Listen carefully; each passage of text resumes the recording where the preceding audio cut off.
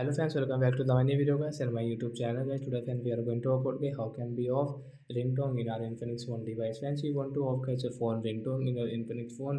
So how can you off it today friends? I will show you. I will tell you guys.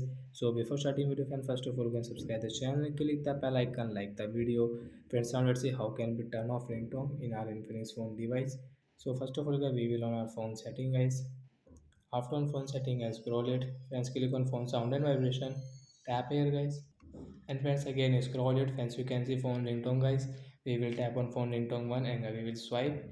Friends, you can see guys this non option guys, tap here. And friends, okay option to turn off your ringtone. And guys second ringtone guys we will also off it. Both of guys phone ringtone one and phone ringtone two guys we will off ringtone. Friends, you can increase, you can decrease your volume guys. You can see we don't have any ringtone in our Infinix phone device. Ringtone is off.